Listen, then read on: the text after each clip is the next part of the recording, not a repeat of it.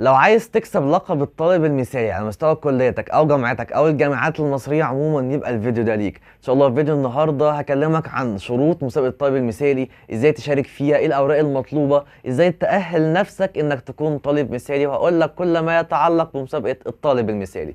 بس في البدايه لو انت مش متابعني ما تنساش تعمل لايك الفيديو ده وشارك في القناه وفعل زر الجرس. انا زياد الحصري بقدم محتوى خاص طلاب الكليات من انشطه طلابيه، وهبسط لك الدنيا كده، فاشترك في القناه. وعايز اقول لك كمان انا الحمد لله حاصل على جائزه الطالب المثالي على مستوى جامعه دمياط لثلاث سنين على التوالي، فخد كل كلامي ثقه، 3 سنين الحمد لله. فيعني مش هضرك بصراحه كده، ما اخبيش عليكم الحلقه دي وانا بكتبها كده يعني كنت مبسوط جدا. دي من اكتر الحلقات اللي انا مبسوط بتصويرها، لان المسابقه دي ليها ذكرى كده جميله جدا في حياتي عموما الجامعيه. 3 مرات بشغف جديد بتفاصيل جديده، فيلا بينا على طول في الفيديو بتاعنا. محدش ينسى يعمل فولو على الانستجرام عشان برد لك كل المسجات اللي بتجيلي. ويلا بينا. اول حاجه هنتكلم فيها هي شروط المسابقه بتاعتنا. بس قبل ما ادخل في الجزئيه دي عايز اقول لكم ان انا كزياد من قيمه مثلا 7 8 9 سنين كده كنت مش عايز اقول انطوائي، بس شخص الى حد ما عندوش ثقه كافيه في نفسه.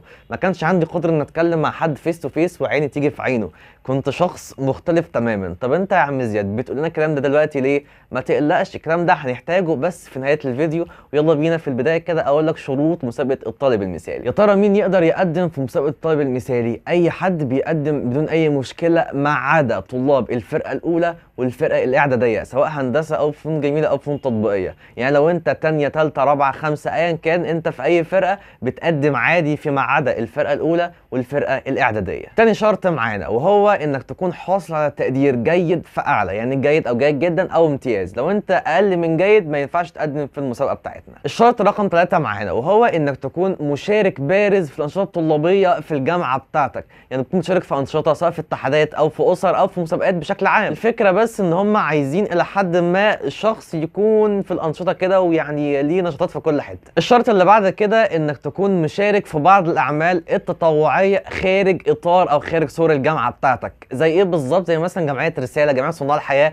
اي جمعيه او اي حاجه او اي نشاط تطوعي بره كليتك. عندك بقى مجالات كتير جدا، سواء الهلال الاحمر، عندك كورسات بره، عن اي حاجه بره اطار الجامعه دي تحت مسمى الانشطه التطوعيه. الشرط اللي بعده هو انك تكون ملم بالمعلومات العامه او بالمعلومات الثقافيه. زي ايه؟ زي برنامج العباقرة كده، وعلى الاقل يكون عندك ثقافة. يعني ايه يكون عندي ثقافة؟ هل اشارك في العباقرة؟ لا، مش للدرجة دي، بس اللي عايز اقوله لك على الاقل تكون عارف مثلا معظم عملات الدول، معظم مثلا العواصم بتاعت الدول، الاماكن، الاساسيات بتاعت المجالات بتاعتنا. كنت حوالي بالظبط 2000 3000 مشترك.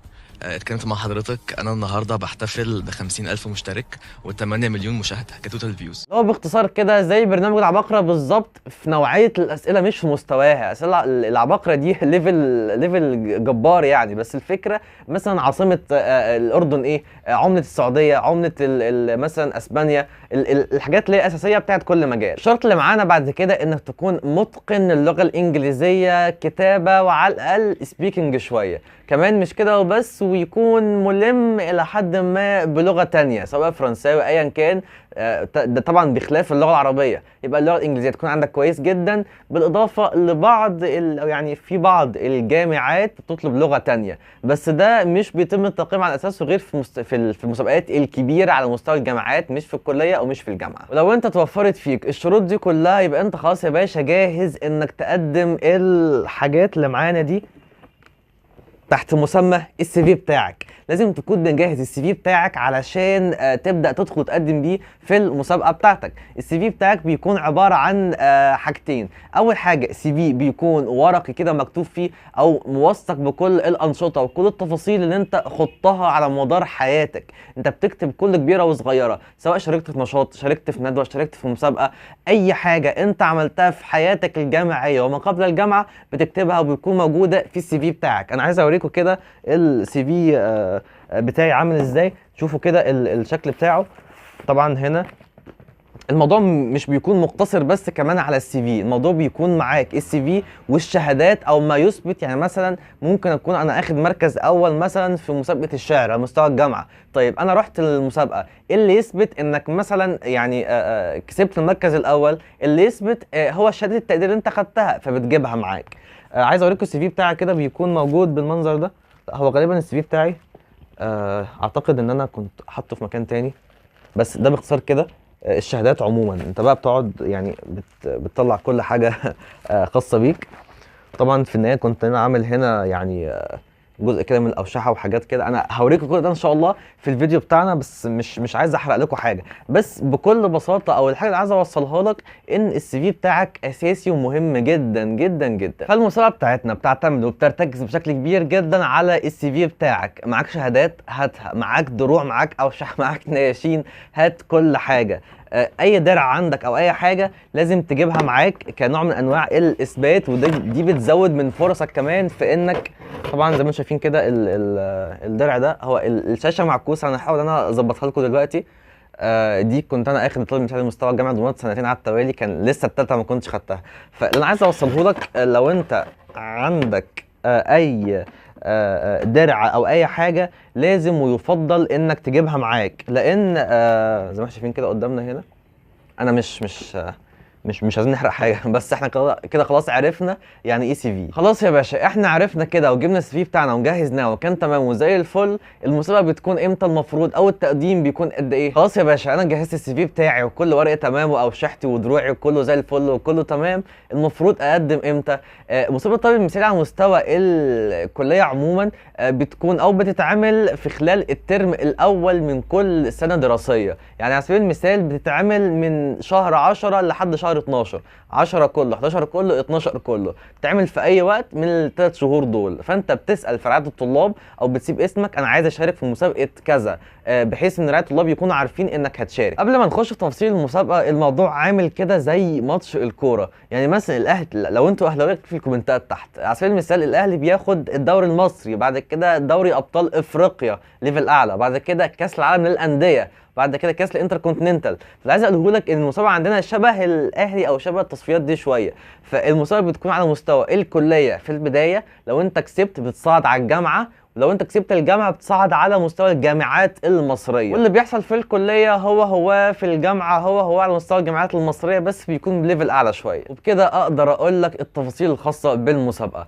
خلاص يا باشا انت داخل المسابقه على مستوى كليتك في البدايه. اللجنه بتاعه الكليه بتكون مكونه من كذا شخص، اولهم طبعا عميد الكليه، تاني حد وكيل الكليه، تالت حد بعض من الدكاتره، كمان مسؤول رعايه الطلاب. بس اساسي العميد والوكيل وحد من الدكاتره وحد من رعايه الطلاب. طب يا عم زياد ما شاء الله الكتيبه دي هتعمل ايه معايا؟ الناس دي او الدكاتره دول او اللجنه دي هي اللي هتقيمك في المسابقه. طيب هتقيمني على اساس ايه؟ انا مش فاهم حاجه. انا هقول لك بكل بساطه. عارفين كده زي التشيك ليست، بيكون ورقه كده بيعلم جنبها صح او كده، فبيكون وليكن فيها 10 بنود. البند الاول مثلا وليكن معلومات او معلومات ثقافيه، البند الثاني ثقه بالنفس، البند الثالث الجرومينج او شكلك ومظهرك، البند الرابع مثلا الانجليش بتاعك. الفكره في التشيك ليست ده ان ده بيكون بدرجات، وليكن 5 درجات لمظهرك، 10 درجات مثلا لثقتك بالنفس، 20 درجه للسي في بتاعك، 30 درجه للباوربوينت بتاعك، وبيجمعوا. واكتر حد او اكتر طالب بيكون لامم درجات هو اللي بيكسب مسابقه الطالب المثالي. الموضوع كده عباره عن تجميع درجات. طيب يا عم زي احنا كده فهمنا التقييم بيكون على اساس ايه. خش بقى في الموضوع وقول لي كده اول ما ندخل المسابقه ايه اللي بيحصل. طيب هو الموضوع مش قرآن، الموضوع مش ثابت، بس الموضوع في المسابقه الى حد ما يعني كل جامعه او كل كليه نظامها بيكون او ترتيب الحاجات بيكون مختلف. فانا هقول لك على اللي بيحصل عموما. باختلاف بقى توقيته، تمام؟ فانت بتدخل اللجنه بتاعتك، اول حاجه بيديك ورقه كده فيها امتحان ايه في المنهج؟ لا مش في المنهج. الامتحان ده بيكون فيه اسئله معلومات عامه، عاصمه كذا ايه، مين مخرج فيلم كذا، اسئله عموما او اسئله شامله. وكمان هتلاقي فيها بعض الاحداث الجاريه، شوف مثلا ايه اللي بيحصل في العالم حوالينا، في مؤتمر كذا، افتتاح كذا، في مشكله هنا، في مشكله على يعني بكل بساطه انت تكون ملم ومدرك باللي بيحصل حواليك عموما. وبتبدا انك تحل الامتحان ده في تايم معين وبتسلمه للدكاتره، هم بيصححوه او بيشوفوا الدرجه بتاعته وبيحسبوها. طيب ماذا بعد بقى؟ انت بتدخل للجنه، بتكون قدام العميد او قدام اللجنه ايا كان هي متكونه من مين. بتبدا تقدم لهم السي في بتاعك. طبعا في دكتور بيقيم بقى السي في بتاعك، بيقلب فيه كده، بيشوف الشهادات دي انت عملت ايه ما عملتش ايه، ووارد ان هو يناقشك في اي نشاط او اي حاجه انت عملتها. لازم يكون في حاجه اسمها برزنتيشن او باوربوينت انت بتجهزه. هي مسابقه الطالب المثالي المثالي عباره عن اظهار لقدرات الشخص. يعني انا كواحد داخل المسابقه لازم اعرفهم مين هو زياد، لازم يكونوا عارفين كده، بس مش مين هو زياد بتعالي او بكبر، لا لا لا، الموضوع عايز منك سنس احترافي شويه. لو انت بتعرض لهم انجازاتك بس، يعني ايه ان انا بعرض انجازاتي عشان المسابقه، مش بعرض انجازاتي عشان انا شخص جامد وكده، لا الموضوع مش كده خالص. واحده واحده ان شاء الله هنعرف ازاي. فالباوربوينت ده بيكون مكون من ايه؟ في البدايه كده بيكون في اسمك طبعا وكليتك او التخصص بتاعك والفرقه، اللي هي المعلومات الاساسيه عادي جدا. تحط فيها ابرز واقوى النشاطات اللي انت قمت بيها، الحاجه كده الهايلايت او الحاجه اللي هتاخد عنهم.